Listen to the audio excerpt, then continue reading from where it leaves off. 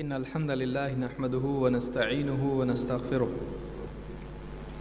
ونعوذ بالله من شرور أنفسنا ومن سيئات أعمالنا من يهده الله فلا مضل له ومن يضلل فلا هادي له وأشهد أن لا إله إلا الله وحده لا شريك له وأشهد أن محمدا عبده ورسوله أما بعد فإن خير الحديث كتاب الله وخير الهدي هدي محمد صلى الله عليه وعلى آله وسلم وشر الأمور محدثاتها وكل محدثة بدعة وكل بدعة ضلالة وكل ضلالة في النار.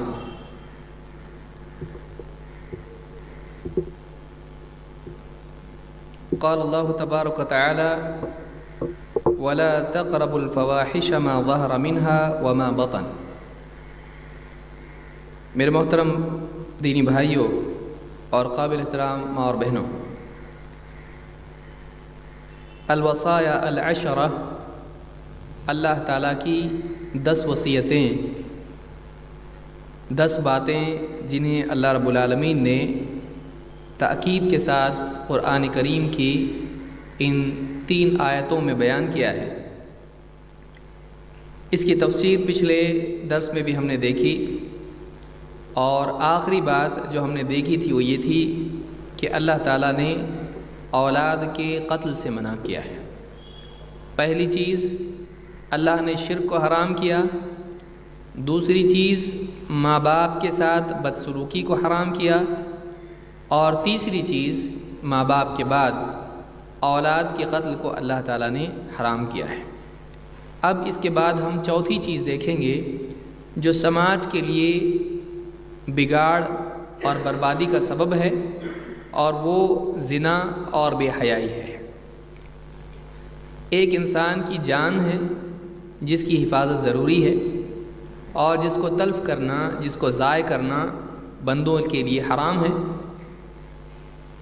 لیکن جان کے ساتھ ساتھ عزت بھی ایک قیمتی چیز ہے، بلکہ عزت انسان کے لیے بہت قیمتی چیز ہے، اور زنا انسان کی عزت کو خراب کرتی ہے۔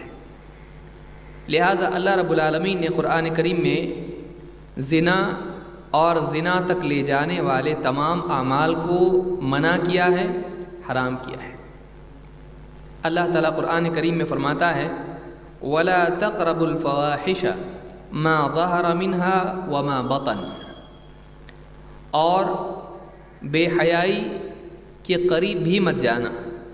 یہاں پر صرف فاحشہ نہیں کہا، اس لیے کہ فاحشہ زنا کے لیے استعمال ہوتا ہے۔ یہاں پر اللہ رب العالمین نے جمع کا لفظ استعمال کیا ہے، جس سے معلوم ہوتا ہے کہ صرف ایک برائی کی بات نہیں ہو رہی ہے، بلکہ کئی برائیوں کی بات ہو رہی ہے، اور بے حیائی کی تمام قسمیں یہاں پر شامل کی گئیں تفصیل ذکر کر کے۔ اول تو اللہ تعالیٰ نے فرمایا وَلَا تَقْرَبُوا الْفَوَاحِشَ، 3 باتیں اس میں ہم دیکھیں گے۔ وَلَا تَقْرَبُوا الْفَوَاحِشَ، یہاں پر فواحش کا لفظ استعمال کیا گیا ہے، جو عربی زبان میں فاحشہ کی جمع ہے۔ فاحشہ بے حیائی کو کہتے ہیں، اور اللہ تعالیٰ نے فرمایا کہ بے حیائی کے قریب بھی مت جاؤ، یعنی بے حیائی کی تمام صورتیں ان کے قریب مت جاؤ۔ اور اللہ تعالیٰ نے اس کا وصف بھی بیان کیا ما ظہر منہا وما بطن، بے حیائی کی تمام شکلوں میں سے جو چیزیں ظاہر ہیں ان کے بھی قریب مت جاؤ، اور جو چھپی ہوئی ہیں ان کے بھی قریب مت جاؤ۔ تو ایک تو یہاں پر قرب سے منع کیا گیا، دوسرے فواحش کو جمع کی صورت میں ذکر کیا گیا، اور تیسرے اس کی تمام صورتیں ان میں بتلایا گیا کہ کچھ ظاہر ہیں کچھ چھپی ہوئی ہیں۔ تو ہر قسم سے منع کر دیا گیا، ہر قسم کو حرام قرار دیا گیا ہے۔ آئیے اس سلسلے میں ہم کچھ اور سمجھنے کی کوشش کرتے ہیں۔ سورہ انعام میں اللہ نے آیت نمبر 120 میں فرمایا وَذَرُوا ظَاهِرَ الْإِثْمِ وَبَاطِنَهُ، اور چھوڑ دو، ذر کا مطلب ہوتا ہے چھوڑ دے، وَذَرُوا ظَاهِرَ الْإِثْمِ، اثم گناہ کو کہتے ہیں، گناہ کی ظاہری صورت کھلے گناہ کو چھوڑ، وَبَاطِنَهُ، اور گناہ کی ان قسموں کو بھی چھوڑ دو جو ظاہر نہیں ہے بلکہ چھپی ہوئی ہے۔ اس سے بات معلوم ہوتی ہے کہ گناہ کبھی کھل کر ہوتا ہے، کبھی چھپ کر۔ گناہ کے ظاہر و باطن سے کئی چیزیں مراد ہوتی ہیں۔ نمبر 1، لوگوں کے سامنے گناہ کرنا یا اکیلے میں گناہ کرنا، یہ دونوں چیزیں حرام ہیں، اس لیے کہ گناہ ہے، چاہے آدمی اکیلے میں کرے یا سماج کے سامنے کرے، لوگ اس کو دیکھ رہے ہوں یہ بھی گناہ ہے، اور اگر اکیلا ہو تو گناہ اس کے لیے حلال نہیں ہوتا ہے، بلکہ چھپ کر گناہ کرنا بھی حرام ہے۔ اگرچہ بات یہ ہے، فرق یہ ہے کہ چھپ کر گناہ کرنا اتنا بڑا نہیں ہے جتنا کھل کر گناہ کرنا ہے۔ کیوں؟ اس لیے کہ چھپ کر گناہ کرنے میں وہ گناہ ایک انسان تک محدود ہوتا ہے اور اللہ کی طرف سے ستر کا پردہ اس پر پڑا رہتا ہے، لیکن جب ایک انسان گناہ کو کھل کر کرتا ہے اور سب کے سامنے کھلم کھلا کرتا ہے تو اس کے کئی نقصانات ہوتے ہیں۔ ایک نقصان یہ ہوتا ہے کہ انسان کی حیا ختم ہو جاتی ہے، دوسرا نقصان اس کا یہ ہوتا ہے کہ لوگ اس کے گواہ بن جاتے ہیں، جو قیامت کے دن بھی اس کے گواہ بن سکتے ہیں، اور تیسرا نقصان یہ ہوتا ہے کہ وہ گناہ جب لوگوں کے سامنے کیا جاتا ہے تو سماج میں اس کا پھیلنا، اس کا انتشار ہونا انسان کے لیے وبال میں مزید وبال بن جاتا ہے،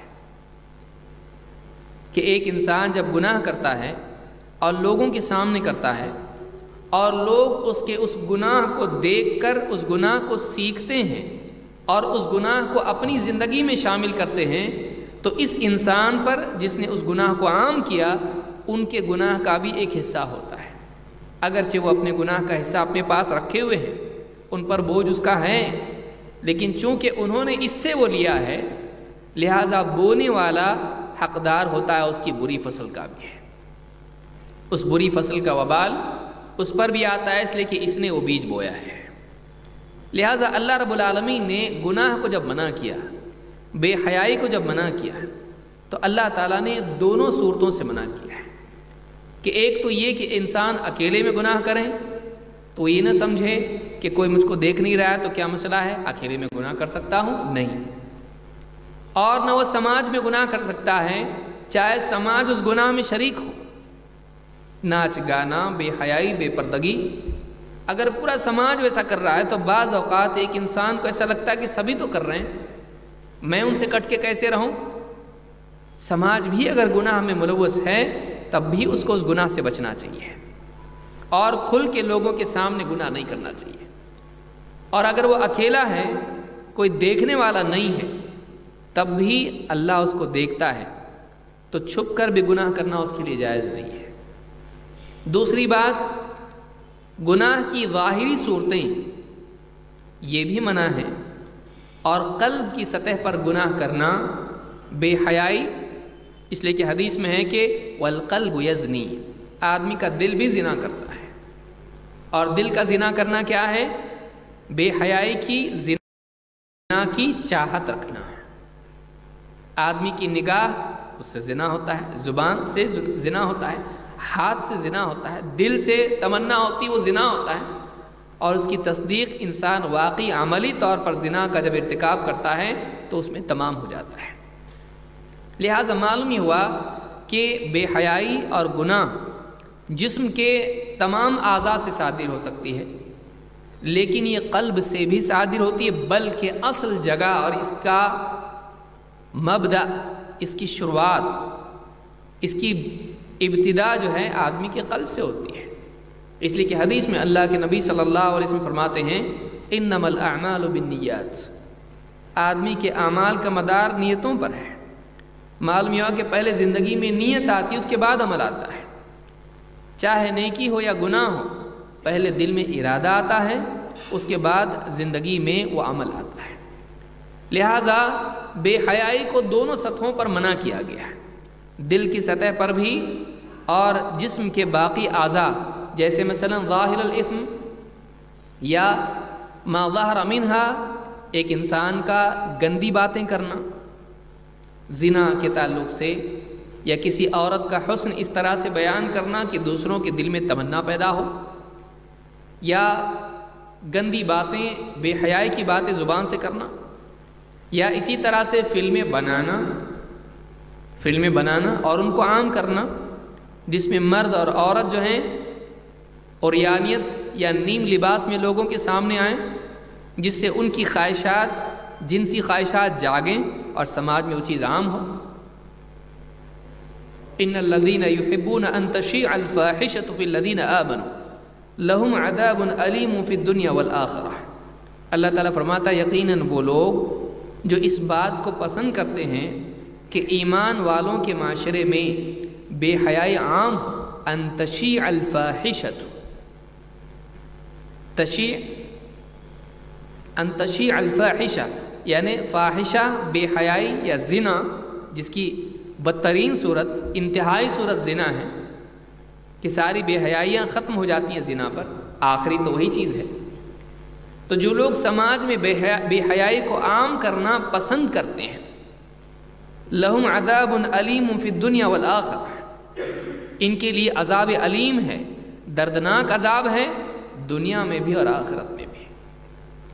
یہ آدمی سماج میں بے حیائی کو پھیلایا نہیں، اس آدمی نے سماج میں بے حیائی کو عام نہیں کیا۔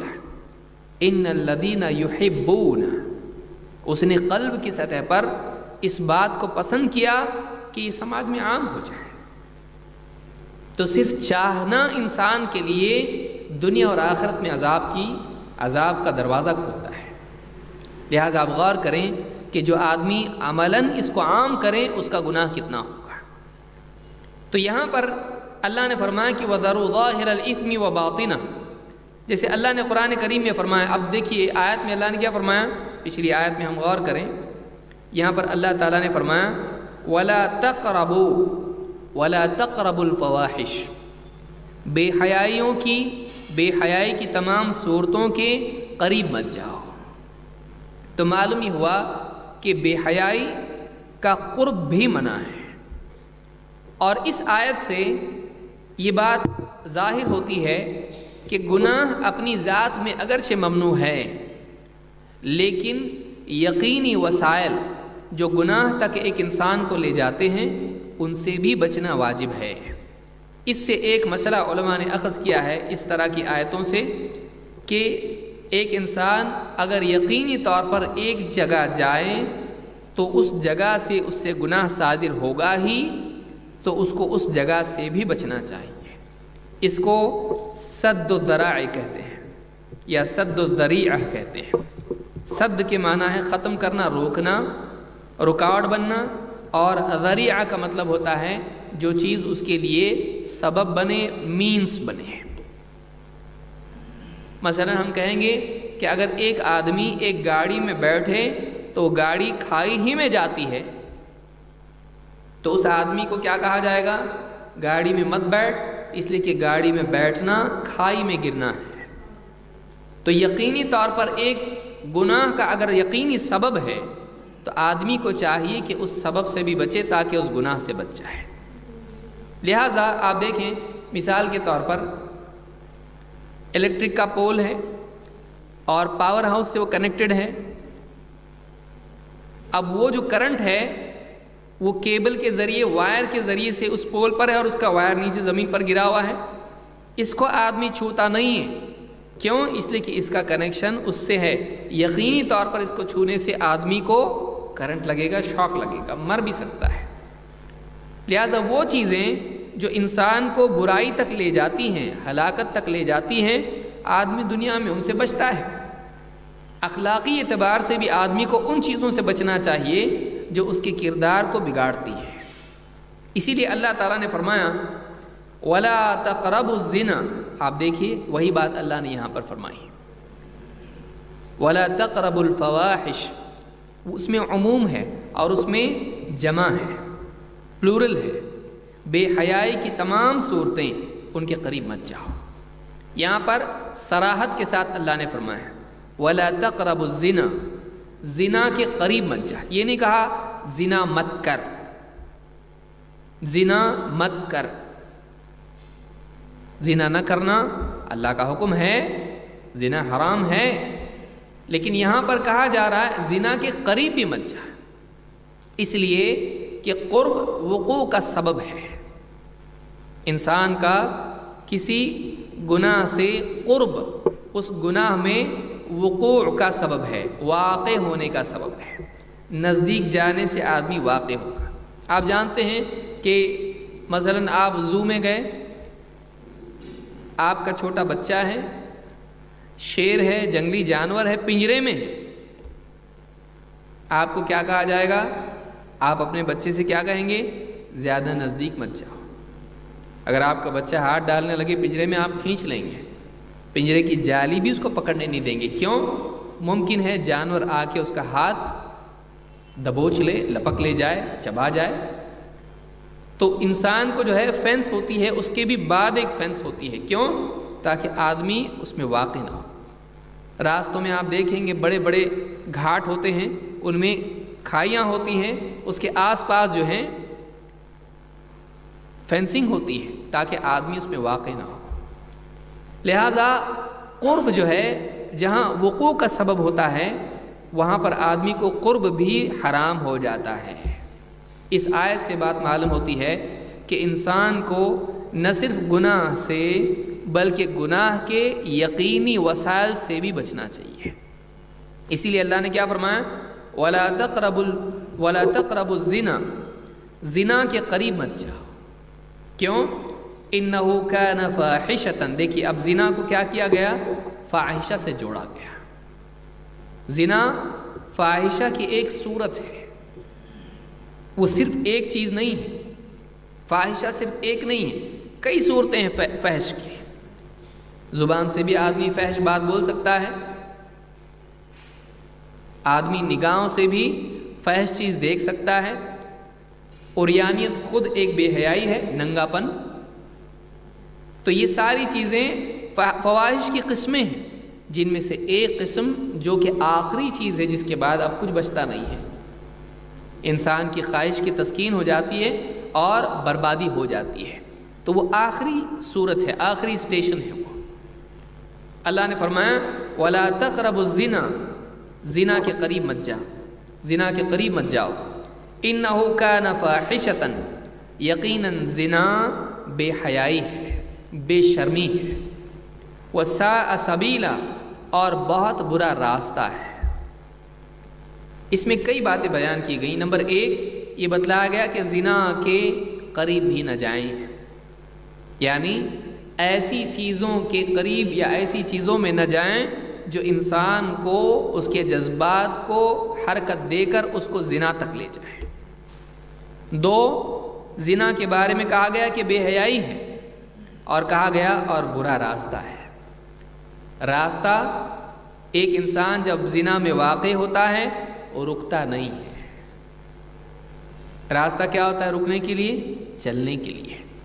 زنا کے بارے میں کہا گیا وَسَاءَ سَبِيلًا، یہ ایک بہت برا راستہ ہے کہ زنا میں جب ایک آدمی واقع ہوتا ہے تو اس انسان کی شرم ختم ہو جاتی ہے، اس انسان کا احساس جرم ختم ہو جاتا ہے۔ اگر سے اس کو احساس ہوتا ہے، لیکن ارتکاب سے جو ایک باندھ اس کے اور درمیان میں گناہ کے تھا، وہ باندھ اور وہ آڑ ختم ہو جاتی ہے۔ اس لیے کہ ایک مرتبہ گناہ کرنا پھر انسان کے لیے اگلے گناہ میں اتنی رکاوٹ نہیں ہوتا ہے جیسے پہلے تھا۔ ایک ارتکاب، ایک مرتبہ کا اس میں واقع ہونا انسان کے لیے اگلی مرتبہ واقع ہونے کا راستہ ہموار کرتا ہے۔ ایک قدم آدمی چلتا ہے، اگلا قدم آسان ہو جاتا ہے۔ اسی طرح سے زنا میں ایک بار اگر آدمی واقع ہو، ایک بار آدمی واقع ہو، وہ آدمی کے لیے اور راستہ ہموار کرتا چلا جاتا ہے، اور اس میں انسان کی زندگی میں یہ چیز آتی ہے۔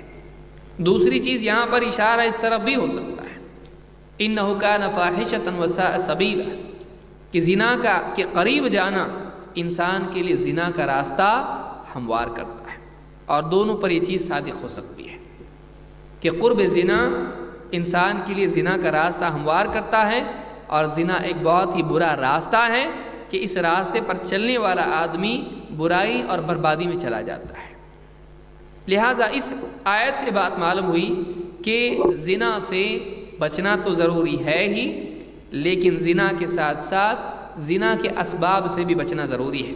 زنا کی برائی کیا ہے اور بے حیائی کی برائی کیا ہے؟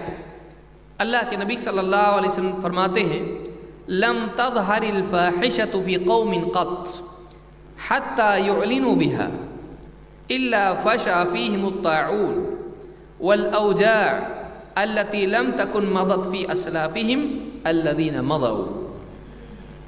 دو باتیں یہاں بیان ہوئی۔ نمبر 1، لم تظہر الفاحشہ، فاحشہ زنا اور بے حیائی کی تمام صورتیں، لیکن یہاں پر خصوصاً زنا مراد ہے۔ جب بھی کسی قوم میں بے حیائی عام ہوتی ہے، وہ بے حیائی جو زنا تک لے جائے یا خود زنا، حتی یعلنوا بہا، یہاں تک کہ ان کا یہ حال ہو جائے کہ وہ علانیہ طور پر اس جرم کا ارتکاب کرنے لگے، علانیہ زنا کرنے لگے، الا فشا فیہم الطاعون، تو ان میں اللہ تعالیٰ طاعون کی بیماری ڈال دیتا ہے اور طاعون کی بیماری عام ہو جاتی ہے۔ فشا کا مطلب ہوتا ہے فشا یفشو، راز فاش کرنا جس کو آپ کہتے ہیں، تو فشا کا مطلب ہوتا ہے عام ہونا۔ تو اس قوم کے اندر اللہ کی طرف سے پہلی سزا آتی ہے کہ اس میں طاعون کی بیماری آتی ہے۔ جس قوم میں زنا عام ہوتا ہے، اتنا عام کہ لوگ علانیہ زنا کا ارتکاب کرنے لگے ہیں، تو پھر زنا کی دونوں صورتیں، ایک تو کہ آدمی چھپ کے بے حیائی کرے اور زنا کاری کرے، لوگوں کو معلوم نہیں، دوسری یہ کہ اتنا زیادہ معاشرہ بگڑ جائے کہ لوگوں میں شرم ختم ہو جائے اور وہ علانیہ طور پر بدکاری کرنے لگے اور سماج میں اس کو برا نہیں سمجھا جانے لگے۔ یہ دور وہ ہے۔ آج آپ دیکھیں گے کہ دنیا میں بے حیائی عام ہو چکی ہے، اور دوسرے ملکوں کو تو آپ دیکھیں گے، مغربی ملکوں میں یہ سالوں سے ہے، لیکن ایسے ممالک جیسے ہندوستان ہے مثال کے طور پر، اس میں بھی یہ چیز عام ہو چکی ہے۔ ایک زمانہ تھا کہ ایک آدمی جو زنا کرتا تھا، زنا کے اڈوں پر جاتا تھا، اس کو بدکار سمجھا جاتا تھا اور ان عورتوں کو بدکار سمجھا جاتا تھا، یہ بھی برا، وہ لوگ بھی برے ہیں، اور سماج میں یہ لوگ جو ہے اچھوت کی طرح سمجھے جاتے تھے کہ یہ برا آدمی ہے اور وہ بری عورت ہے۔ لیکن آج پڑھا لکھا طبقہ، مالدار طبقہ اور اچھے عزت دار گھروں والا طبقہ، ایک نوجوان لڑکی ہے اور ایک نوجوان لڑکا ہے اور کالج میں پڑھتے ہیں یا آئی ٹی انڈسٹری میں ہیں یا کال سینٹرز میں جاب پہ ہیں، کمپنیز میں ہیں، اور یہ آپس میں ایک دوسرے کے پارٹنر بنے ہوئے ہیں، اور وہ ساری بے حیائی ان میں روا ہے، چلتی ہے، جو کہ حرام ہے۔ اور سماج میں اس چیز کو سمجھا جا رہا ہے کہ جب دونوں ایک دوسرے سے محبت کرتے ہیں تو کیا مسئلہ ہے، جب دونوں راضی ہیں تو کیا مسئلہ ہے، نکاح سے پہلے بعد میں جا کے نکاح کریں گے، نکاح سے پہلے ایک دوسرے کو سمجھ لیں تو کیا مسئلہ ہے۔ بلکہ آج ایسا ہو گیا ہے کہ کتنے لوگ نکاح کو سرے سے ضروری نہیں سمجھتے ہوئے ایک دوسرے کے پارٹنر بن کے رہ رہے ہیں سالوں سے۔ بڑے بڑے شہر، بمبئی، بنگلور، دلی یا اس طرح کے جو بڑے شہر ہیں، عموماً یہاں یہ چیز ایسی ہے کہ اس کو کوئی برا نہیں سمجھتا، بلکہ اس قدر برائی عام ہو چکی ہے کہ جو آدمی اس پر تنقید کرے وہ برا ہے۔ پہلے زمانے میں مذہبی سطح پر ہو یا قانونی سطح پر ہو، مرد اور مرد کا بے حیائی کرنا، بدکاری کرنا، عورت اور عورت کا بدکاری کرنا برا سمجھا جاتا تھا، عیب تھا۔ آج یہ حال ہو گیا ہے کہ اس کو عیب سمجھنا عیب ہے، بلکہ اس کو عیب سمجھنا جرم ہو چکا ہے۔ یہ چیز آج ہمارے معاشرے کے اندر کئی ملکوں میں قانونی حیثیت اختیار کر چکی ہے، یہ لیگل ہے۔ ایک آدمی کا آدمی سے نکاح کرنا، اپنی خواہش پوری کرنا، عورت کا عورت سے اپنی خواہش پوری کرنا، یہ لیگل ہو چکا ہے۔ کوئی اس کو صحیح کہے، ہم اس کو غلط کہتے ہیں۔ کیوں غلط کہتے ہیں؟ ہم کو اپنا اوپینین رکھنے کا حق ہے، ہم کو اپنا اوپینین رکھنے کا حق ہے۔ ایک چیز کو ہم غلط سمجھتے غلط بولیں گے، اگر کسی کو ہماری رائے غلط تو اس کی اپنی رائے ہے بھائی. دنیا میں کوئی آدمی حقدار ہے اس کو کسی چیز کو صحیح سمجھے کسی کو غلط. ہم کو غلط لگتا ہے. لہٰذا اس طرح کی جتنی چیزیں ہیں آج آپ دیکھیے سماج کے اندر یہ عام ہوتا جا رہا ہے. سماج کے اندر یہ عام ہوتا جا رہا ہے اور اس کی برائی سنگینی بڑھتی جا رہی ہے ایک وجہ سے، میڈیا. میڈیا کی وجہ سے وہ چیز جو کسی ایک ملک میں گندگی ہے، میڈیا کی وجہ سے وہ آپ کے گھر میں بھی آ سکتی ہے. آپ گھر پہ بیٹھ رہے ہیں، نیوز دیکھ رہے ہیں، نیوز کے درمیان کوئی ایڈورٹیزمنٹ آ گیا ننگے پن کی. حتیٰ کہ بعض ایسی چیزوں کی بھی ایڈورٹیزمنٹ ہے جو بچوں کے سامنے نہیں بتا سکتے، لیکن کوئی اس کے لیے کوئی ترتیب نہیں ہے. بلکہ بات یہاں تک پہنچ چکی ہے بچوں کو معلوم ہو تو کیا ہوا، سیکس ایجوکیشن ہونا چاہیے ان کو. آج یہاں ہم پہنچ گئے ہیں کہ کھلم کھلا وہ چیزیں جو ایک عمر تک بچوں سے چھپی رہنا چاہیے تاکہ وہ ایکسپیریمنٹیشن نہ کریں اور زندگیاں خراب نہ ہوں، لیکن چونکہ ان کے یہاں جنسی تعلقات برے نہیں ہیں تو پہلے ہو یا بعد میں مسئلہ کیا ہے. آج معاشرہ یہاں تک پہنچ چکا ہے کہ ماں باپ بچے فلم ساتھ میں دیکھ رہے ہیں اور فلموں کے اندر وہ ساری چیزیں سامنے آ رہی ہیں، مرد اور عورت کے تعلقات. تو اب کسی کو اس کا احساس نہیں. آپ سوچئے کہ احساس اس کا نہ ہونا یہ زیادہ بڑا جرم ہے. وہ خود تو جرم ہے، احساس جرم کا ختم ہونا یہ بڑا جرم ہے. یہ جرم سے بڑا ہے، اس لیے کہ جرم کے بعد احساس جرم جرم میں معنی بن جاتا ہے. یاد رکھیں میری بات کو. جرم کے بعد، گناہ کے بعد احساس گناہ، گناہ کا احساس ہونا، ندامت ہونا گناہ میں رکاوٹ بنتا ہے. آئندہ آدمی نہیں کرے گا. کیوں؟ اس لیے کہ پچھتاوا اس کو ہو رہا ہے. پچھتاوا ریپیٹیشن کو روکتا ہے. لیکن جب ایک انسان کے اندر سے احساس جرم ختم ہو جائے، گناہ کا احساس اس کا ختم ہو جائے، تو پھر اب اس کے اندر تکرار پیدا ہوتی ہے، یعنی وہ ریپیٹ ہوتا ہے، کیونکہ اس کے اندر اب ندامت نہیں ہے. اس لیے کہ گناہ میں لذت ہوتی ہے اور لذت پر یا تو ندامت غالب آئے گی یا پھر ندامت پر لذت غالب آئے گی. دو میں سے ایک ہوگا. گناہ کی لذت اور گناہ کی ندامت. ندامت پچھتاوا، افسوس، ریگریٹ. اگر انسان کی ندامت گناہ کی لذت پر غالب آ جائے تو آدمی گناہ سے رکتا ہے. گناہ کی ندامت لذت پر غالب آئے، گناہ سے رکتا ہے. اور اگر لذت ندامت پر غالب آئے تو پھر سے گناہ کرنے کے امکانات باقی رہتے ہیں. آپ غور کریں کہ لڑنے کے لیے ندامت ہی نہیں ہے.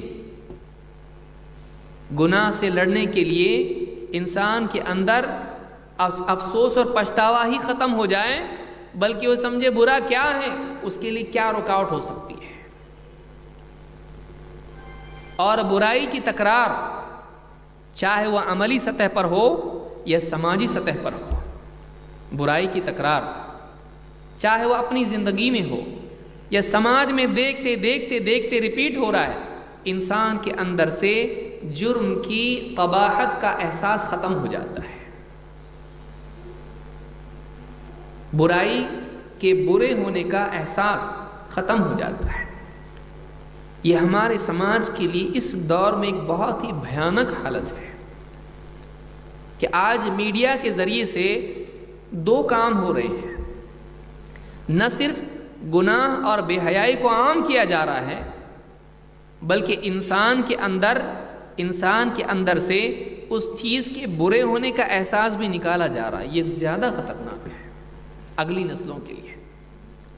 اور آپ دیکھیں گے کہ جو ہمارا انٹرٹینمنٹ ہے، جو میڈیا کا انٹرٹینمنٹ سیکشن ہے، اس کے دو جز ہیں، دو رکن ہیں. ایک مار کاٹ، مار دھاڑ، وائلنس جس کو آپ کہیں گے، اور دوسرے بے حیائی. جو کہ سماج کے لیے دونوں برائیاں ہیں۔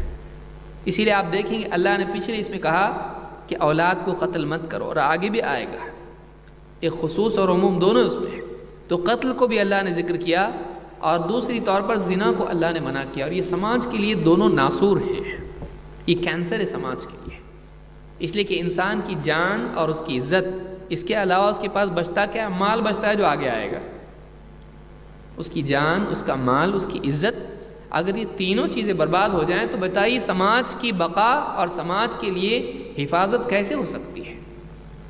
لہٰذا زنا کے بارے میں اللہ کے نبی صلی اللہ علیہ وسلم فرماتے ہیں کہ جس قوم میں بے حیائی یعنی زنا عام ہوتی ہے اس میں اللہ تعالیٰ طاعون کی بیماری ڈال دیتا ہے۔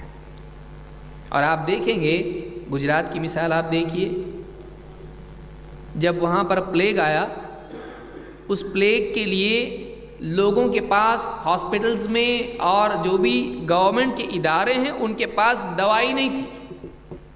زیادہ لوگوں کے ہلاک ہونے کی وجہ کیا ہے؟ دوائیاں تھی نہیں۔ کیوں؟ اداروں نے کہا کہ یہ بیماری ختم ہو چکی ہے، اس کے لیے ہم لوگ پریپیئرڈ ہی نہیں تھے، اس کے لیے ہم لوگ تیار نہیں تھے۔ آج سے میں سمجھتا ہوں 5-6 سال پہلے، کچھ سالوں پہلے یا 10 سال پہلے، مجھ کو یاد نہیں، لیکن کچھ سالوں پہلے یہ بیماری ہندوستان میں آئی، اور اس وقت میں علاج نہ کرنے کی اور بہت سارے لوگوں کی یعنی موت آنے کی وجہ کیا تھی؟ لوگوں نے کہا کہ ہماری تیاری نہیں تھی اس کے لیے، ہمارے پاس اس کے لیے میڈیسن نہیں تھی۔ کیوں؟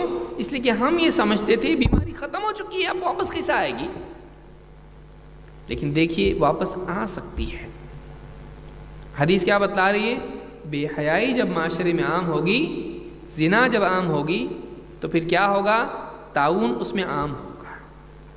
اور وَالْأَوْجَاعُ الَّتِي لَمْ تَكُنْ مَضَتْ فِي أَسْلَافِهِمْ الَّذِينَ مَضَوْا، ان کے باپ دادا جو گزرے ہیں، ان کے اسلاف جو گزرے ہیں، انہوں نے ایسی بیماریاں نہیں دیکھی ہوں گی، ایسی نئی بیماریاں اللہ دے گا۔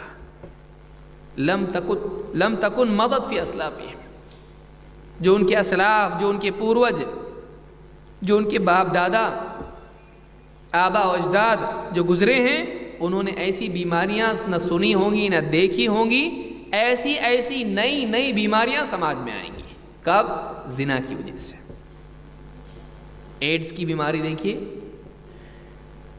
ایڈز کی بیماری مہلک ہے، ابھی تک علاج نہیں، ایسی بیماریاں اللہ دے گا۔ ہیپیٹائٹس بی اور بھی بیماریاں ہیں کہ جو ایڈز جیسی بیماری علاج ہی نہیں، اور اس کے پھیلنے کی بنیادی وجہ کیا ہے؟ اس کے پھیلنے کی بنیادی وجہ لوگوں کا آپس میں ایک دوسرے سے جنسی تعلقات قائم کرنا، سیکشول ریلیشن شپ، کبھی اس سے تعلق، کبھی اس سے پھیلتے وہ چیز پورے معاشرے میں پھیل گئی ہے، اور ہندوستان لیڈنگ لسٹ میں ہے اس کی۔ سوچیے، تو یہ زنا ہے۔ زنا انسان کے لیے اس کی عزت کو خراب کرتا ہے، اس کا سیلف رسپیکٹ زنا تباہ کر دیتا ہے۔ انسان کی اپنی عزت جو اس کی اپنی نگاہ میں ہے، زنا ختم کر دیتا ہے۔ لہٰذا اللہ تعالیٰ نے منع کیا زنا سے، لیکن زنا کے قریب بھی جانے سے منع کیا۔ وَلَا تَقْرَبُوا الزِّنَا، اللہ نے فرمایا زنا کے قریب مت جاؤ۔ اسی میں سے کیا ہے؟ مثلا حدیث میں جیسے بیان کیا گیا کہ جب ایک مرد اور ایک عورت دونوں تنہائی میں ہوتے ہیں اور کوئی محرم اس میں نہیں ہوتا ہے، تو جب دو لوگ تنہائی میں ہوں، غیر محرم ہیں، تو ان کا تیسرا شیطان ہوتا ہے۔ اس کو بھی منع کیا گیا، اس کو منع کیا گیا۔ کیوں؟ اس لیے کہ دونوں کا تنہائی میں ہونا ایک دوسرے کے قرب اور بے حیائی تک لے جا سکتا ہے۔ اسی طرح سے پردہ لازم کیا گیا، اسی لیے تبرج کو منع کیا گیا، بے پردگی کو حرام قرار دیا گیا۔ وَلَا تَبَرَّجْنَ تَبَرُّجَ الْجَاهِلِيَّةِ الْأُولَى، نبی کی بیویوں سے کہا گیا یا نساء النبی لستن کأحد من النساء ان اتقیتن فلا تخضعن بالقول فَيَطْمَعَ الَّذِي فِي قَلْبِهِ مَرَضٌ وَقُلْنَا قَوْلًا مَعْرُوفًا وَقَرْنَ فِي بُيُوتِكُنَّ وَلَا تَبَرَّجْنَ تَبَرُّجَ الْجَاهِلِيَّةِ الْأُولَى۔ اے نبی کی بیویوں، خطاب کس سے ہے؟ مسلمانوں کی ماں سے۔ نبی کی بیویاں کون ہیں؟ مسلمانوں کی مائیں ہیں۔ آپ سوچئے کہ جب مسلمانوں کی ماں کے لیے ہے، من باب اولا ان کے لیے ہوگا جن سے نکاح کا امکان باقی ہے۔ یا نساء النبی لستن کاحد من النساء، تم عام عورتوں کی طرح نہیں ہو۔ ان اتقیتن فلا تخضعن بالقول فیطمع الذی فی قلبہ مرض، اگر واقعی تم اللہ سے ڈرنے والی ہو، اگر واقعی تم پرہیزگاری اور تقوی شعار ہو، ان اتقیتن فلا تخضعن بالقول، اپنی بات میں لچک پیدا مت کرنا، اپنی بات میں ایسی تلین پیدا مت کرنا، ایسی نرمی اور لچک مت لانا۔ کیا؟ فیطمع الذی فی قلبہ مرض، کہ جس انسان کے دل میں خواہشات کی بیماری ہے اس کا دل بھی تمہارے معاملے میں تمنا کرنے لگے۔ وَقُلْنَا قَوْلًا مَعْرُوفًا، ہاں ایسا بھی نہ ہو کہ بات بد اخلاقی والی ہو جائے اتنی سخت۔ وَقُلْنَا قَوْلًا مَعْرُوفًا، ہاں معروف کے مطابق بات کرنا ہے، جو اخلاقی گراوٹ والی سختی والی بھی نہ ہو، ایسی کہ جس کے اندر اخلاقی عیب پیدا ہو جائے، اور ایسی بھی نرم نہ ہو کہ کسی کے دل میں خواہش پیدا ہو اور تمنا پیدا ہو، بلکہ معروف بات ہو، اسٹریٹ سیدھی بات ہو۔ وَقَرْنَ فِي بُيُوتِكُنَّ، اور اپنے گھروں میں بیٹھی رہو۔ وَلَا تَبَرَّجْنَ تَبَرُّجَ الْجَاهِلِيَّةِ الْأُولَى، اور جاہلیت کے پچھلے زمانے میں جیسے عورتیں اپنی زینت کا اظہار کیا کرتی تھیں، تم اپنی زینت کو لوگوں کے سامنے اس طرح سے عام نہ کرنا، اس کا اظہار مت کرنا۔ تو معلوم ہوا کہ دو سطحوں پر منع کیا گیا، ایک لباس اور ایک کلام، کہ عورت کو چاہیے کہ وہ ایسا لباس اختیار کرے کہ جس سے لوگوں کے دل میں اس کے حسن اور اس کی زینت کے تعلق سے اس کی طمع پیدا نہ ہو، اس کی خوبصورتی کی وجہ سے لوگ اس کی طرف مائل نہ ہوں، ان کے وہ جذبات جو عام حالات میں دبے رہتے ہیں کام کاج کی وجہ سے، زندگی کے مسائل کی وجہ سے، اس کی زینت کی وجہ سے ان کے اندر وہ جذبات پھر سے بیدار ہو کر سماج میں چھیڑ چھاڑ اور زنا تک نہ جائیں، اور وہ اپنی زبان کو جب گفتگو کی ضرورت واقعی کسی سے ہو، اجنبی مرد سے، تو وہ اپنے کلام کے ذریعے سے اس کا دل جیتنے کی کوشش نہ کرے، ایسے انداز میں گفتگو نہ کرے کہ ایک بگڑا ہوا انسان اس کی چاہت کرنے لگے، اس کے دل میں یہ گمان پیدا نہ ہونے لگے کہ یہ کہیں مجھ کو قریب کرنے کے لیے تو ایسی نرم بات نہیں کر رہی، کہیں یہ میرا دل تو نہیں جیتنا چاہتی ہے، تو اس کے دل میں تمنائیں پیدا نہ ہو، اس لیے کہ بگڑا ہوا انسان بگڑی ہوئی بات ہی سوچے گا، وہ اچھے کے بجائے برا گمان ہی کرے گا، اس کو وہ موقع بھی مت دو۔ وَلَا تَقْرَبُوا الزِّنَا وَلَا تَقْرَبُوا الْفَوَاحِشَ، قریب مت جاؤ، یہ تقرب ہے، یہ اس کے لیے قربت، کہ تمہاری نرم بات بیج بوئے گی اس کے دل میں چاہتوں کا، وہ پیڑ بھی بن سکتا ہے۔ تمہارا لباس لوگوں کی نگاہوں، دیکھو کان اور آنکھ، وَجَعَلَ لَكُمُ السَّمْعَ وَالْأَبْصَارَ، آدمی آنکھوں سے دیکھتا ہے، دل میں تمنا پیدا ہوتی ہے، کان سے سنتا ہے، دل میں تمنا پیدا ہوتی ہے، تمہاری آواز اور تمہارا حسن دونوں بھی اس میں نزاکت، نرمی اور دوسرے کو لبھانے کا معاملہ اس میں ہے، اللہ نے عورت کو ایسا بنایا ہے، ان دونوں چیزوں کو سنبھالو، کہیں تمہاری لاپرواہی تمہاری عزت کے لیے بربادی کا سبب نہ بن سکے۔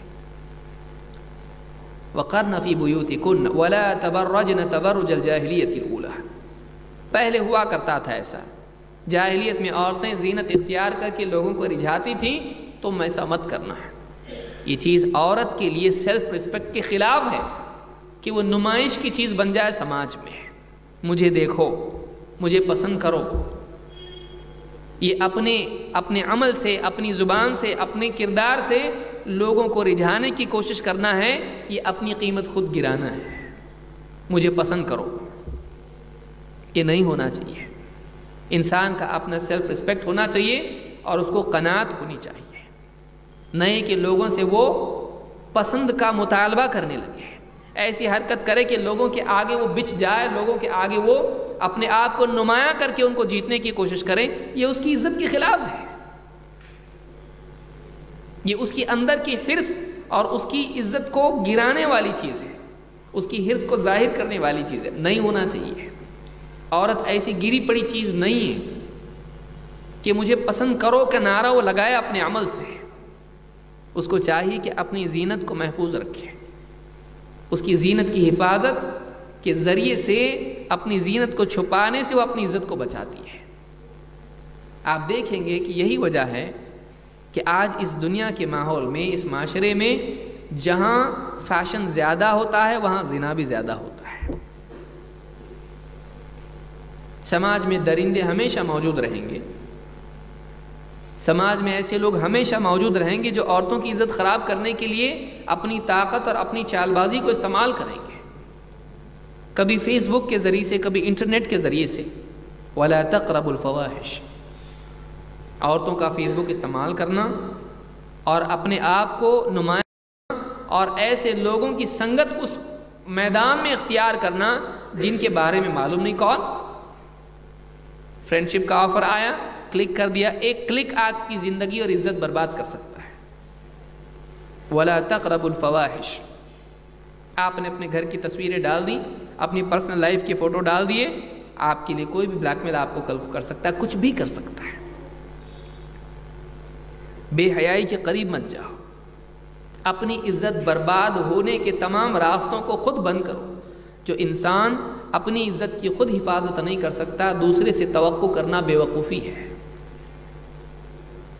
عورت کمزور ہے، اس کی حفاظت پردے میں ہے، اس کی کمزوری ہی کے سبب پردہ ہے، کیونکہ ایسی سچویشن آ جائے کہ سامنے والا سوار ہو چکا ہے شہوت کے گھوڑے پر اور وہ چاہتا ہے اپنی تسکین نفس کی کرے، اب ایسے وقت میں اگر وہ عورت پہ غلبے کی کوشش کرے، عورت کچھ نہیں کر سکتی۔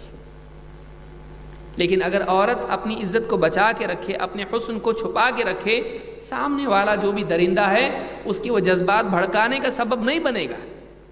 لہٰذا عورت کی حفاظت خود اس کے پردے میں ہے، یہ اس کے لیے قید خانہ نہیں ہے، یہ اس کے لیے حفاظت خانہ ہے۔ دیکھنے کا نظریہ اور زاویہ بدل جائے، چیزوں کی تعبیر بدل جاتی ہے۔ پردہ عورت کے لیے حفاظت ہے، پردہ عورت کے لیے حفاظت ہے۔ آج دیکھیے ایک عورتیں گاڑیوں پہ سواری پہ، بائکس پہ جا رہی ہیں، سروں کو لپیٹے ہوئے ہیں، کیوں بھائی؟ میرے سن لائٹ سے تکلیف ہوتی ہے۔ اب اس کا دیکھنے کا زاویہ وہ قید خانہ نہیں، کیا منہ کو لپیٹ کے سانس بھی لینے نہیں آ رہا؟ اب اس کا سوچنے کا زاویہ الگ ہے، وہ اس کو اپنے چہرے کی زینت کی حفاظت سمجھتی ہے کہ اگر میں چہرے کو چھپاؤں گی میرا چہرہ کیا ہوگا؟ محفوظ رہے گا۔ اپنی خوبصورتی کی حفاظت کے لیے اگر ایک عورت پردہ کر سکتی ہے تو اپنی عزت کی حفاظت کے لیے من باب اولا ضروری ہے۔ عزت کی حفاظت زیادہ قیمتی چیز ہے، اس لیے کہ ایک انسان کے پاس خوبصورتی نہ ہو تب بھی عزت اس کے سماج میں اس کو قیمتی بناتی ہے۔ لہٰذا اصل چیز یہاں پر جو بتائی اللہ تعالیٰ نے، وَلَا تَقْرَبُوا الْفَوَاحِشَ مَا ظَهَرَ مِنْهَا وَمَا بَطَنَ، بے حیائی کی ظاہری صورتوں کو بھی چھوڑ دو اور بے حیائی کی چھپی ہوئی صورتوں کو بھی چھوڑ دو۔ لہٰذا ان تمام چیزوں میں یہ بات سامنے آئی کہ نمبر 1 زنا حرام ہے، اور زنا کی طرف لے جانے والے وہ تمام وسائل یہ بھی حرام ہیں جو انسان کو یقینی طور پر زنا تک لے جاتے ہیں۔ جس درجے کا تیقن اس میں ہوگا اس درجے کی ممانعت کی شدت اس کی بڑھے گی۔ لہٰذا مرد اور عورت کا تنہائی میں رہنا یہ بھی آ گیا، عورت کا نرم بات کر کے رجھانا یہ بھی آ گیا، بے پردگی یہ بھی آ گیا، اور اسی طرح سے انٹرنیٹ کے ذریعے سے عورتوں کا اجنبیوں سے اس طرح کا ربط کہ آگے بات بڑھ سکتی ہے، یہ بھی اس میں آ گیا ہے۔ کتنی عورتیں انٹرنیٹ پہ فرینڈ ہوتے ہیں، پرسنل لائف شیئر کرتی ہیں، اور وہ ان کے لیے بعد کی زندگی میں وبال بن جاتا ہے، شوہر سے دوری اور طلاق اور بلکہ قتل تک کے وہ چیز لے جاتی ہے۔ آج ہمارا سماج بہت کمزور ہو چکا ہے، ہمارے لیے سوشل میڈیا ایک وبال بن چکا ہے۔ اس کا اچھا استعمال کرنے والا کر سکتا ہے، لیکن وقلیل ما ہم، کتنے لوگ ہیں؟ بہت تھوڑے لوگ ہیں۔ جوان بچیاں ہیں انٹرنیٹ کے ذریعے سے بے حیائی کی طرف جا رہی ہیں، جوان بچے ہیں پڑھائی کم کر رہے ہیں، اس میں زیادہ مصروف ہیں۔ تو یہ بے حیائی کی تمام صورتیں ان سے بچنا چاہیے۔ سماج کو خراب اخلاقی طور پر بگاڑنے والی چیز بے حیائی ہے، جس کی انتہا زنا ہے، جس کے بعد انسان کی عزت نہیں بچتی ہے، زندگیاں برباد ہو جاتی ہیں۔ نمبر 5، یہ چوتھی چیز ہم نے دیکھی بے حیائی، اور جس میں خصوصاً زنا ہے۔ نمبر 5، ناحق قتل ہے۔ ناحق قتل ہے۔ اللہ نے فرمایا وَلَا تَقْتُلُوا النَّفْسَ الَّتِي حَرَّمَ اللَّهُ إِلَّا بِالْحَقِّ ذَلِكُمْ وَصَّاكُمْ بِهِ لَعَلَّكُمْ تَعْقِلُونَ۔ وَلَا تَقْتُلُوا، اور قتل مت کرو، النفس، جان کو، الَّتِي حَرَّمَ اللَّهُ، جس کو اللہ نے قتل کرنا حرام قرار دیا ہے، ہاں مگر حق کے ساتھ۔ ناحق کسی کو قتل مت کرو، جس کا قتل اللہ نے حرام کیا ہے اس کو ناحق قتل مت کرو۔ تو اللہ رب العالمین نے یہاں پر ایک قاعدہ بتلایا کہ قتل کرنا انسان کے لیے جائز نہیں، ہاں بعض صورتوں میں جائز ہے، بعض صورتوں میں جائز بلکہ واجب ہے۔ مثلا سادہ مثال، مرڈر حرام ہے، جان لینا منع ہے، لیکن کسی ملک کا دوسرے ملک سے جنگ ہو جاتی، کیا کرتے ہیں؟ دشمن کو قتل کیا جاتا ہے۔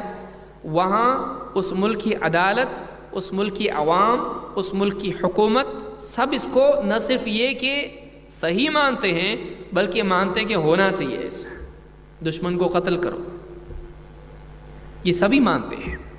تو بعض صورتوں میں کتنی بھی انصاف کی لوگ بات کریں، کتنی ہی انسانیت کی بات کریں، بعض صورتیں ایسی ہوتی ہیں کہ امن کی حفاظت کے لیے انسان کو اس حد تک جانا پڑتا ہے کہ جنگ کی نوبت آتی ہے۔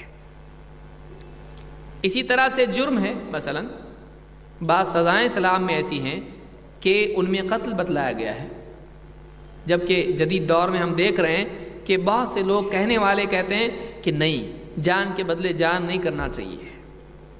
ایک انسان نے اگر قتل کیا ہے تو اس قتل کے بدلے اس کو قتل نہیں کرنا چاہیے، ایسا عام طور سے آج مانا جاتا ہے۔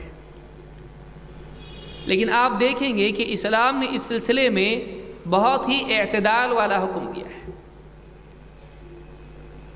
آدمی مانتا ہے کہ بھئی ایک آدمی ہے، اس سے قتل ہو گیا، مار ڈالیں گے اس کو، سماج کے لیے مفید بھی ہو سکتا ہے، یا وہ آدمی افسوس کر رہا ہے، یا اور بھی کوئی اسباب ہو سکتے ہیں۔ تو اگر ایک ریجڈ قانون رکھا جائے کہ قتل ہی، تو پھر ایک انسان کو مار ڈالنے کے بعد دوسرا انسان جس نے مار ڈالا اس کو بھی مار ڈالیں گے، لوگ کم ہی ہوں گے اس سے۔ تو اب دوسرا پہلو دیکھیے، نہیں مارنا چاہیے، جان کے بدلے جان کا قانون ختم کر دو، ٹھیک ہے۔ اب ایک انسان دوسرے کو قتل کرے گا، اس کو یقین رہے گا کہ مجھ کو قتل تو ہونے والا نہیں ہے، آدمی اپنی جان کو ڈرتا ہے۔ لیکن اگر اس کو سماج سے آپ ختم کر دیں تو سماج میں آدمی کو قتل کرنے والے کو معلوم ہوگا زیادہ سے زیادہ کیا ہوگا، کچھ سال کی جیل ہو جائے گی، جان تو رہے گی نا، باہر آؤں گا پھر موج مستی کروں گا، اندر سے بیٹھ کے الیکشن لڑوں گا۔ تو قتل کرنے میں 1 ہو یا 5 ہو یا 10 ہو یا 100 ہو، آدمی کو کوئی قباحت محسوس نہیں ہوگی۔ کیوں؟ سماج میں قانون یہ ہے کہ قتل کے بدلے قتل نہیں ہے۔ تو دونوں پہلو ہیں۔ اب اللہ رب العالمین جو قانون بنایا وہ اصل یہ ہے قتل کے بدلے قتل، جان کے بدلے جان۔ کیوں؟ اس لیے کہ اس نے ایک جان لی ہے، لہٰذا اس کی سزا میں اس کی جان لی جائے گی۔ اسلامی سزائیں بظاہر سخت دکھائی دیتی ہیں بلکہ واقعی سخت ہیں بھی۔ اور آپ بتائیے اگر کوئی سزا، بھائی جرم جیسا ویسا سزا ہونا چاہیے۔ جرم ہلکا ہے، کسی نے کسی کو گالی دے دی مثلا، اگرچہ یہ بھی برا ہے اخلاقی سطح پر، لیکن یہ کسی کو اس اعتبار سے نقصان نہیں پہنچاتا ہے کہ وہ ہلاک ہو جائے۔ کسی نے کسی کو گالی دے دی، آپ نے اس کی زبان کاٹ لی، یہ بہت بڑی بات ہو گئی بھائی۔ آپ نے اس کو مار ڈالا، اس کا ہاتھ کاٹ دیا۔ کسی نے آپ کے پاؤں پہ پاؤں دیا غصے میں آ کے، کسی نے گھونسا مارا تو ہاتھ کاٹ دیا اس کا، یہ بہت زیادہ سخت ہو جائے گا۔ لیکن اگر کسی کی جان لے لی کسی نے اور اس کے بدلے میں اس کو سال بھر کی سزا ہو جائے اور اس میں وہ باہر آئے، تو آپ بتائیے کہ جرم اتنا سنگین ہے کہ ایک انسان کو صفحہ ہستی سے زمین سے مٹا دیا گیا اور دوسرا آدمی دندناتا زمین پر پھر رہا ہے، بلکہ اس حال میں ہے کہ سماج اب پہلے سے زیادہ اس کی عزت کرتا ہے، پہلے سے زیادہ اس کو ڈرتا ہے۔ کیوں؟ کہیں میرا بھی نمبر نہ لگے، کیونکہ یہ آدمی جب اندر جائے گا، اندر جا کے پھر جب باہر آئے گا، باہر آنا یقینی ہے، کہیں سے سیاسی اثر استعمال کرے گا، مال استعمال کرے گا، اور آج نہیں تو کل باہر آئے گا۔ کیوں؟ کیونکہ قانون میں اس کے قتل کی سزا ہے ہی نہیں۔ تو ایک تو اس آدمی کو ڈر نہیں، اور دوسرے جو سماج میں کمزور لوگ ہیں ان کو ڈر۔ تو سزا اگر ہلکی ہو تو سزا کا مقصد کیا ہے، پہلے یہ بھی تو سوچیں۔ سزا کا مقصد کیا ہے؟ اللہ نے سزاؤں کا ذکر کیا، کہا نکال من اللہ، اللہ کی طرف سے یہ کیا ہے؟ ڈراوا ہے، نکال ہے، کہ ایک انسان ڈرے گناہ کا ارتکاب کرنے سے۔ سزا جو ہوتی ہے، سزا گناہ سے روکنے کی طاقت رکھنے والی ہونا چاہیے۔ اگر گناہ بڑا ہے سزا بڑی ہونا چاہیے تاکہ اس بڑے گناہ سے آدمی رکے۔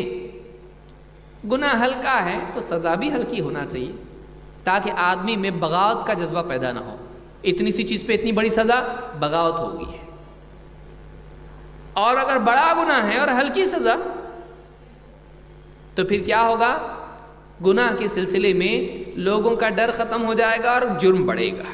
یاد رکھیے اس کو، اگر چھوٹے گناہ پر، چھوٹی غلطی پر بڑی سزا ہے تو سماج میں سزا دینے والے کے خلاف بغاوت کے جذبات پیدا ہوں گے، اس کو وہ لوگ ظلم سمجھیں گے، یہ ظلم ہے، ذرا سی غلطی اتنی بڑی سزا، ظلم، سماج میں بغاوت پیدا ہوگی۔ لیکن اگر بڑے گناہ کی سزا چھوٹی ہے، ہلکی ہے، تو سزا چونکہ ہلکی ہے، گناہ کرنے والے کا ڈر ختم ہو جائے گا اور وہ لوگ ڈریں گے جن کے پاس طاقت نہیں، اور وہ نڈر ہو جائے گا جس کے پاس طاقت ہے۔ لہذا اسلام نے سزائیں ایسی رکھی ہیں کہ جس میں انسان کو ڈر رہے کہ میں نے اگر کسی کو قتل کر دیا تو یقینی طور پر مجھ کو قتل کیا جائے گا۔ لیکن کبھی قتل غلطی والا بھی ہوتا ہے، غلطی والا بھی ہوتا ہے۔ جھگڑا ہو رہا تھا، اس نے لاٹھی لی، سر میں ماری، مر گیا ہو۔ جھگڑے میں عموماً آدمی مرتا نہیں لاٹھی سے، لیکن لگ گیا ایسا اس کو کہ مر گیا۔ اس کا مارنے کا ارادہ نہیں تھا، بس اس نے جھگڑا سمجھا اور مارا اس کو۔ اس نے بھی مارا، اس نے بھی مارا، اس نے اس کے سر میں مارا لاٹھی، اس نے اس کے سر میں جو ہاتھ میں تھا مار دیا، یہ نہیں مرا، وہ مر گیا۔ اور جھگڑا وقتی جذبات کے تحت تھا، ایسی کوئی بہت بڑی دشمنی بھی نہیں تھی، اور یہ آدمی مجرم بھی نہیں ہے، اچھا بھلا آدمی ہے، تاجر ہے، وہ بھی تاجر ہے، بازو دوست کھاتے پیتے جھگڑا ہو گیا کسی بات پر۔ یہ کوئی بالکل پابندی سے جرم کرنے والوں میں سے نہیں ہے، چھٹا ہوا بدماش ہی نہیں ہے۔ اب اختیار دیا گیا ہے کہ وہ جو مارا گیا، جس کا قتل ہوا، اس کے رشتہ دار فیصلہ کریں، کیونکہ دکھ ان کو ہوا ہے، نقصان ان کا ہوا ہے، محرومی انہوں نے دیکھی ہے، ان کے ہاتھ میں معاملہ دے دی گا۔ تم کو اگر بدلہ چاہیے، بدلہ ملے گا، اگر تم کہتے ہو قصاص تو قصاص، کیونکہ خاندان تمہارا، آدمی تمہارا، نقصان تمہارا، لہٰذا اگر تم چاہو، کیونکہ جذبات بدلے کے انسان میں آ سکتے ہیں، یہ ایک فطری جذبہ ہے کہ اگر ایک انسان کے بھائی کو، باپ کو، ماں کو، بہن کو، کسی کو بھی قتل کیا جائے، اس کے اندر اس سے بدلہ لینے کے جذبات ہوتے ہیں۔ اب بدلہ یا تو قانونی سطح پر ہوگا یا پھر ذاتی سطح پر ہوگا، اور جب قانون سے ہٹ کے بدلہ ہوگا تو سماج کے اندر بدامنی پھیلے گی۔ تو اسلام نے اس کو قانون کی سطح میں رکھا تاکہ سماج کے اندر قتل کے بعد قتل، قتل کے بعد قتل کا سلسلہ جاری نہ رہے، کہ تو نے میرے بھائی کو مارا، ٹھیک ہے میں تیرے بھائی کو مار ڈالوں گا، پھر وہ کہے کہ میرے ابو کو مارا، میں اس کے ابو کو ماروں گا۔ اس طرح سے سلسلہ قتل کا چلتا جائے گا۔ لیکن اگر قانونی سطح پر سزا قتل کے بدلے قتل مل جائے تو اس کے جذبات بدلے کے، انتقام کے ٹھنڈے ہو گئے، اور ان کو سزا واقعی جو مجرم تھا اس کو مل گئی، اور سماج کے اندر پیس اور امن اور انصاف اور عدل ریسٹور ہو گیا کہ بھائی ہاں غلطی تھی اس کی، تو اس کو جان لی تو جان جائے گی اس کی، اور ایسا نہیں کرنا چاہیے۔ جھگڑا چھوٹا موٹا ہو، جان لینا بہت ڈینجر بات ہے، لوگ ڈریں گے۔ اور کبھی غلطی سے ہو گیا ایسا، جیسے میں نے بتایا، رشتہ دار غور کریں گے، حاکم بھی مشورہ دے سکتا ہے، دیکھو آدمی اچھا ہے، ایسی غلطی ہو گئی، چاہتا نہیں تھا مارے، تو تم اگر نرمی برتو تم کو اس کے بدلے دیت مل سکتی ہے، اتنے اتنے اونٹ، اتنا اتنا مال اس کے بدلے میں تم کو مل سکتا ہے۔ تو تمہارا نقصان اگر ہوا ہے ایسے بھی نہیں چھوڑیں گے، ٹھیک ہے کچھ اس سے بھرپائی لیں گے، ہرجانہ لیں گے، جرمانہ لیں گے، دیت اس سے لیں گے۔ اگر رشتہ دار راضی تو مطلب ان کے جذبات ٹھنڈے ہو گئے۔ اگر یہ لوگ کہتے ہیں ٹھیک ہے ہم لوگ معاف کر دیے اس کو، پیسہ بھی نہیں چاہیے، تمہاری مرضی، معاف اگر کر دیا مسئلہ ختم۔ جیسے اللہ کے نبی صلی اللہ علیہ وسلم نے اپنے رشتہ داروں کا خون معاف کر دیا تھا فتح مکہ کے وقت میں، آپ نے معاف کر دیا تھا حجۃ الوداع میں، آپ نے کہا سب سے پہلے میں خون معاف کرتا ہوں اپنے خاندان کا۔ قبائلی جنگیں اس زمانے میں ہوا کرتی تھی، ایک قبیلہ دوسرے پہ حملہ کیا، اس نے اس کے بھائی کو، دوست کو، اس کو مار ڈالا۔ اب یہ قبیلے والے یاد رکھتے تھے اس نے ہمارے فلاں کو مارا، میں اس کے فلاں کو ماروں گا، اور یہ سلسلہ جاری رہتا تھا۔ اسلام نے بتلایا قانونی سطح پر اگر انصاف اور عدل مل جاتا ہے مسئلہ ختم، اور اگر تم چاہو تم معاف کر سکتے ہو، تمہاری مرضی، اگر وہ معاف کر دیں مسئلہ ختم۔ تو آپ دیکھیں گے کتنا اعتدال ہے کہ ڈر بھی باقی ہے سزا کا قتل کے، اور ایک راستہ بھی باقی ہے اگر کسی کو واقعی قیمتی آدمی ہے، مان لیجئے بہت بڑا سائنسداں ہے، بہت بڑا آدمی ہے، ملک کے لیے اچھے فائدے والا آدمی ہے، اور قتل ہو گیا اس سے، غصے میں آ کے مار ڈالا کسی کو، تو اب ایسی صورت میں صلاح مشورہ دیا جا سکتا ہے، گھر چھوڑ دو اس کو، دیت لے لو، سماج کا فائدہ ہوگا، یہی آدمی جس نے اتنی ساری ترقی ملک کی ہے، ٹھیک ہے ہم نے چھوڑ دیا، یہ سلاٹ باقی ہے، یہ نہیں کہ قانون ہے کہ مار ہی ڈالا جائے گا اس کو، نہیں، وہ بھی باقی، یہ بھی ہے وہ بھی ہے۔ اس کو کہتے ہیں اعتدال، کہ سماج میں قتل کا ڈر بھی باقی رہے، اور اگر کچھ اس طرح کی غلطی سے ہو جائے اس کے لیے ایگزٹ بھی باقی رہے، یہ اسلامی قانون ہے۔ آپ دیکھیں گے کہ کچھ کیسز ایسے ہوئے، اور زنا کے اکثر کیسز میں قتل بھی ہوتا ہے، دیکھیے زنا کے بعد قتل آ رہا، پھر زنا کے بعد آپ کتنے کیسز بتائیے کہ جب کسی کی عزت برباد کی جاتی ہے، کسی عورت کی، کسی خاتون کی، کسی بچی کی، اس کے بعد ثبوت کو ختم کرنے کے لیے اس کو قتل بھی کرنا پڑتا ہے۔ تو زنا کے بعد قتل عموماً آتا ہے جب بالجبر ہو، تو اگر جبر کے ساتھ زبردستی کا زنا ہو تو اس کے بعد قتل کے چانسز بڑھ جاتے ہیں۔ اب آپ دیکھیں، ایک تو عزت اس کی خراب کی گئی، دوسرے اس کو قتل کیا گیا۔ کیا گھر والوں کے جذبات ٹھہرتے ہیں کہ جو ہوا چھوڑ دو، 2 سال 1 سال جیل میں چلا جائے؟ ہماری بچی کی عزت لوٹی گئی، اس کے کپڑے اتارے گئے، اس کے ساتھ زنا کیا گیا، اس کو پتھر سر پہ مار کے قتل کیا گیا، جنگل میں اس کو اسی طرح سے برہنہ پھینکا گیا، ان کا دل مانتا ہے چھوڑ دیں؟ نہیں۔ لیکن جب قانونی طور پر ایک مجرم کو سزا ملتی ہے تو خاندان کے جذبات جو بدلے کے تھے ان کو تسکین ملتی ہے، انصاف ملا، اور سماج میں بھی ایک ڈر ہوتا ہے کہ اگر کسی کی عزت اس طرح سے خراب کی گئی اور کسی کی جان لی گئی اس کو چھوڑا نہیں جائے گا، سماج اس کو سزا دے گا۔ اسی لیے جو کیس دلی میں ہوا اور اس کے بعد کچھ کیسز ہوئے، اس وقت قوم کی یا آپ کہیں گے پورے ملک کی غیرت کو للکارا گیا۔ اس وقت لوگوں کی زبانوں سے نکلا، ایسے جو لوگ ہیں جو ایسا کرتے ہیں کہ چلتی بس میں کسی کی عزت لوٹی گئی اور اس کو جو اتنی سنگینی کے ساتھ گویا کہ قتل کے قریب اس کو کر دیا گیا، ایسے لوگوں کو الگ الگ لوگوں نے اپنی اپنی باتیں کہیں۔ ان کو چوراہے پر کھڑے کر کے ان کو بندوق سے گولیاں مار دینی چاہیے، جب تک مرتے نہیں شوٹ کرنا چاہیے ان کو۔ کسی نے کہا ایسے لوگوں کو پھانسی دینا چاہیے اور ان کے جسموں کو اسی طرح سے سڑتے ہوئے لٹکا دینا چاہیے تاکہ ان کو دیکھ کے کوئی آدمی جرم کا ارتکاب نہ کرے۔ کیوں؟ کیونکہ سماج میں غیرت کو للکارا گیا، اس کی لوگوں کی غیرت جاگی۔ کیوں بھائی؟ اب یہ باربیرک نہیں ہے، انسان کی فطرت بھی تو کچھ چیز ہے۔ انسان کی فطرت عدل و انصاف چاہتی ہے، انسان کی فطرت میں ہے مجرم کو سزا ملنی چاہیے۔ اس لیے کوئی ایک ملک بتائیے جہاں کورٹ نہیں ہے، جب معافی کرنا ہے تو سب کو معاف کرو۔ اسلام نے دونوں چیزیں رکھی، دیکھیے یہ اصل ہے بھائی، تم کو انصاف چاہیے، سزا کا سلاٹ بھی ہے، اور ایسی سزا ہے کہ پھر آدمی سزا سن کے ہی ڈرنا چاہیے۔ سعودی میں آپ جائیے، سعودی میں کوئی آدمی کسی عورت کو چھیڑ کے دکھا دے،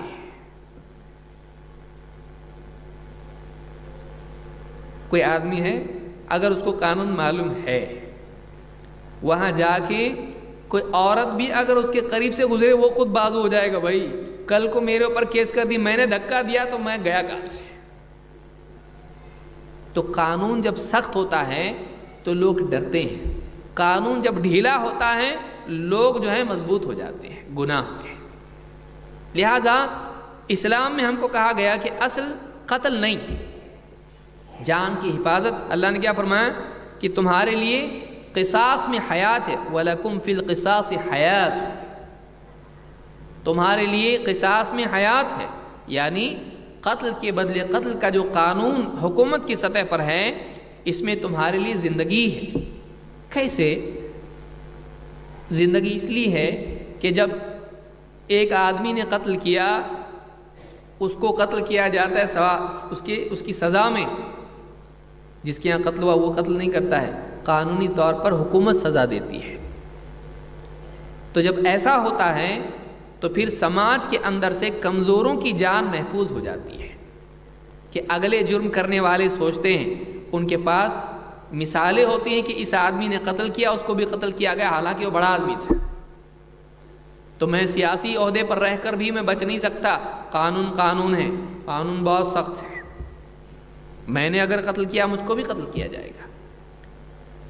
تو یہ قرآن کریم کا قانون ہے، اسلام کا قانون ہے۔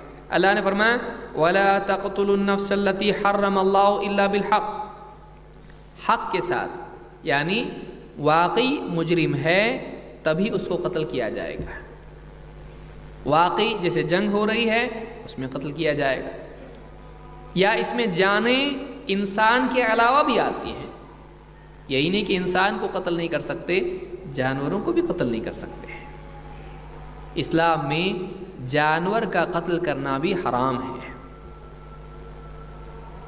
آپ دیکھیے حدیث میں اللہ کے نبی صلی اللہ علیہ وسلم فرماتے ہیں کہ ایک عورت ہے، اس نے چونٹی قتل کر دی، اس نے بلی کو قتل کر دیا۔ کیسے؟ وہ بھی ڈائریکٹلی نہیں، انڈائریکٹلی، ڈائریکٹ بھی نہیں ہے، بلی کو قید کر دیا، اور بلی کو قید کرنے کے بعد اس کو کھانا نہیں دیا، پانی نہیں دیا، اور اس کو کھلا بھی نہیں چھوڑا،